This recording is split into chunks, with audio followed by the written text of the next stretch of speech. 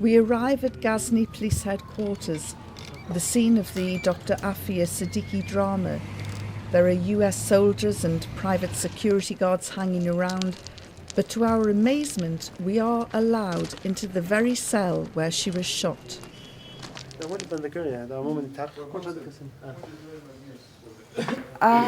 Right, so she was behind this curtain. Oh, yeah. So the bullets went through head there. And there are other places where the bullets hit. The Afghan who came from the Interior Ministry, they told me the story when we went inside the room. One American put the gun on the floor and he sit down. And all of us, we sit down. And he put the gun on the floor. She attacked the gun and took the gun and make a fire.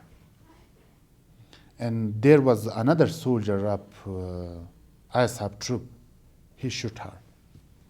The governor was indeed cordial, very hospitable, and gave a crisp account of the drama, almost line for line with that of the US military.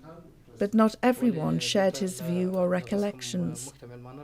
Can he point to the bullets fired by Afia when Afia Siddiqui had the gun? Which bullets are hers? دروازه کې ولاړ وم صحیح ده نه دلته دوه پوچکه پراته و دي مرمۍ یو دلته لګېدلی و یو په دې ځای کې په دغه ځای کې پوه شوې نور ښځې سلا ته لاس اچولی و مونږ ته فکر نه کوم چې هغه فیر کړی. So all these bullets are from the American forces.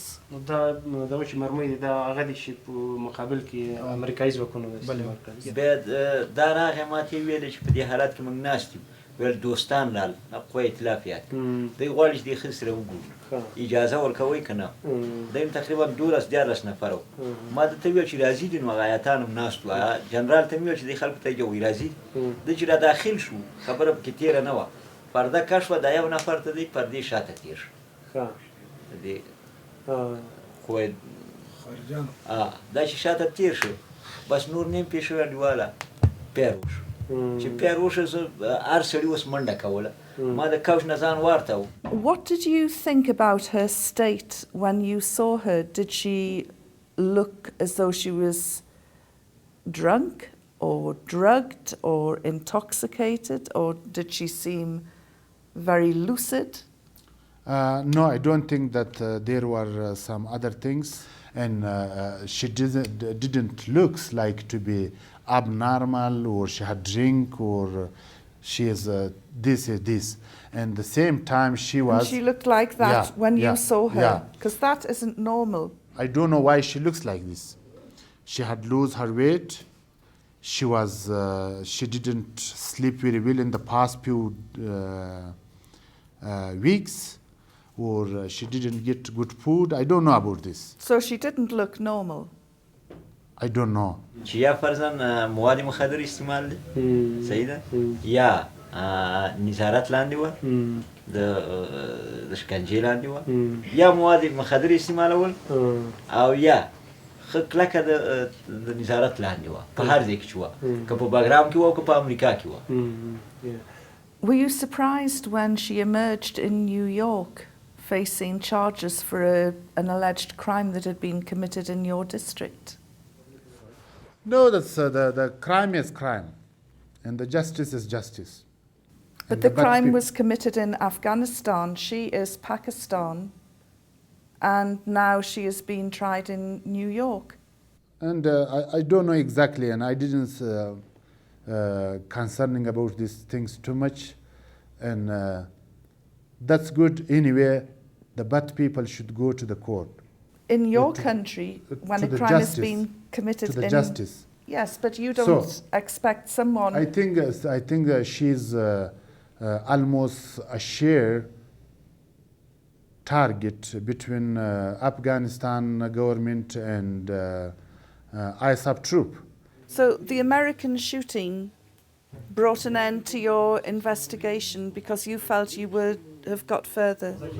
وکنه دا معاملات چې پیدا شو کنه موږ خپل قصې ته اغستې ډیر مسایل به ته اغستې خبره مې سپات شو وزلته اشتباه ده مخکې چې تا خبره وکړه ما درته ویل چې یو په خپل حال نیو صحیح ده کنه دلته اوس موږ په دغه باندې اشتباه کوو چې دا څنګه زموږ د لاسه دی په یو ډزه باندې دا لاړه کنه زموږ د لاسه واغسته.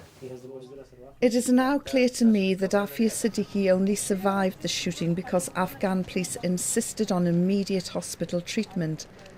If anything, the trip to Ghazni has opened more questions and the mystery deepens. Could it be that the Americans had planted her in Ghazni and set her up to be killed? Was she prisoner 650? The more I thought about it, the wilder my speculations became. But who would want her killed and why? None of it made sense. All I do know is that the official US account of what happened that day in July 2008 does not entirely stand up.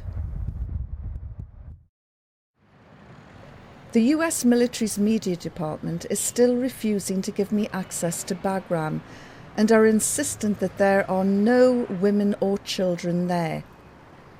I'm pointed in the direction of Afghanistan's Reconciliation Commission, which acts as a bridge between Guantanamo and Bagram to resettle Afghan detainees into their communities.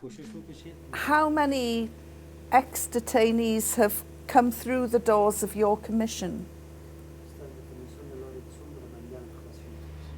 تر اوسه پورې د کمیسیون صلح د تبادلاش په نتیجه کې 270 نفر محبوسین د ګوانتانامو باګرام او په داخله جیل څخه راخوشي شوي دي.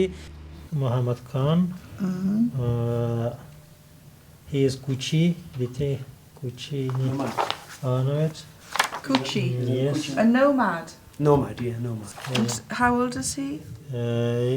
He is 17-year-old. Do you know how many children are being held in Bagram? 10% in the background. The Americans have admitted to carrying out waterboarding, kidnapping, putting people on rendition flights. Does this surprise you? دغه محبوسین چې د ګوانتانامو او د باګرام له جیل څخه خلاصېږي دا تقریبا دوی ډېر شکایتونه لري. اکثرا دوی دا شکایتونه لري چې دوی بېخوبه سوي دي. اکثرا دوی دا شکایتونه لري چې په اولو وختو کې دوی ته ډېر شکنجې وکړل سوي دي. اما موږ په هغه ارتباط باندې بیا له امریکایانو سره وختاً په وختاً باندې تماس ونیول او د تماس په نتیجه کې هغوی د موږ خبرو ته غوږ ونیولل. اوس چې کوم محبوسین له باګرامو او ګوانتانامو څخه راخوشي کېږي هغوی دا حکایت کوي چې په موږ باندې فشار کم سوی ده. Despite the vast information available to him, Mohammed Akram could not shed any light on prisoner 650 because his official remit only covers Afghan nationals and not foreign prisoners. So the only thing I could establish was that she was not an Afghan. Pakistan and Iran women is not belongs to me, to our office. We work about the Afghan women and men. Yes. There was only one route left open to me now in my quest for the truth, and that was the road to Bagram. I wasn't hopeful. Lieutenant Colonel Rumi Nielsen Green, running the US media desk there, had made it clear that I would not be welcome, but maybe there would be a change of heart if I rolled up at the gate in person. We headed out of Kabul nearly an hour ago and have driven through the Shamali plains, heading towards Bagram. And we're approaching Bagram with a little bit of trepidation. The Americans are a law unto themselves in this country, and I have sent them a series of questions asking them about female enemy combatants, about child prisoners, and they were very touchy on the subject. I've said it's better if we sit down and talk. They said it's better if they send me an email by response, so we'll have to wait and see.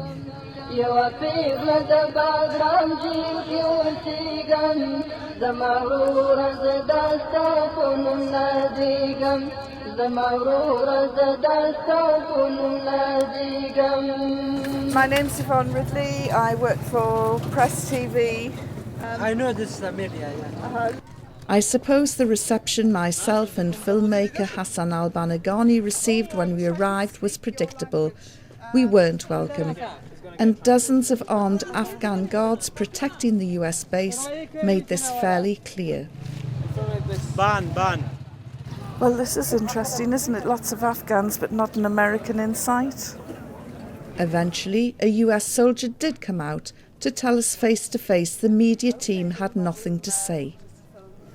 Here we are outside one of the world's most notorious prisons, Bagram. We can't film that way. The Americans are very sensitive about the whole issue. Does this mean I've come to the end of my search for prisoner 650? I really don't know. The more I'm digging, the less I begin to know. Was this a place where Dr. Afia Siddiqui was held for 5 years? Is prisoner 650 still in there? Unfortunately, it all stops here. This is as far as we're allowed to go in our search for prisoner 650. I walked away from Bagram with a heavy heart. There appeared to be no desire for any sort of transparency. A legacy which will define the dark years of the Bush War on Terror. It just begs the question, what have they got to hide? The awful thing is, prisoner 650 could be just behind those gates. We'll not know.